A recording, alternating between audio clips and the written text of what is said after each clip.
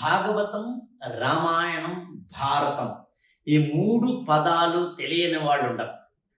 ఇంకొక 2 రోజుల్లో భారతదేశానికి స్వాతంత్ర్యం వస్తోంది. ఆగస్టు 15. ఈ ఆగస్టు 15 నుంచి ఒక నిర్ణయం తీసుకుందాం. భారతము, రామాయణము, భాగవతం. ఉదాహరణకి ఇక్కడ నా చేతిలో భాగవతానికి సంబంధించిన 2 వాల్యూమ్స్ ఉన్నాయి.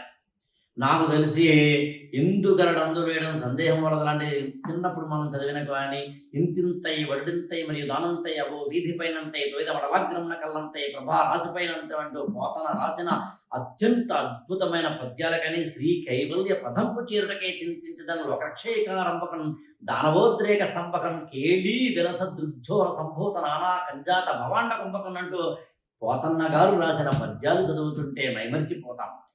కేవలం భాగవతం మాత్రమే కాదు, రామాయణం చెప్పనే అక్కర్లేదు.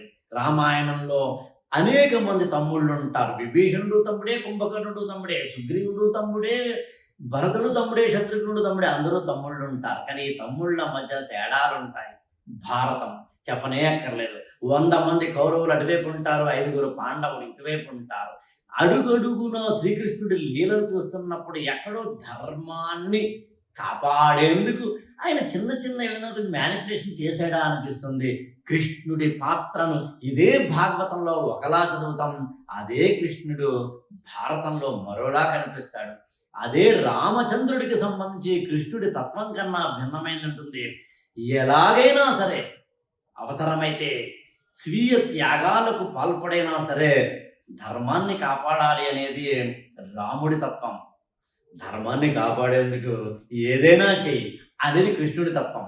మన భారతదేశ స్వాతంత్ర్య ఈ పోరాట ఘట్టాల్లో చూసినప్పుడు గాంధీజీ ఏం చేస్తారంటే ఎండ్ మాత్రమే కాదు, మార్గం కూడా ఇంపార్టెంట్ అంటారు. అది రాముడి తత్వం. ఎండ్ ఇంపార్టెంట్, ఆ మార్గం కన్నా అన్నది భగత్ సింగ్ లాంటి వారిది, సుభాష్ చంద్రబోస్ లాంటి వారిది. ఏది ఏమైనా ఈ స్వాతంత్ర దినోత్సవం సందర్భంగా ఒక మంచి ఆఫర్ని తీసుకుందాం.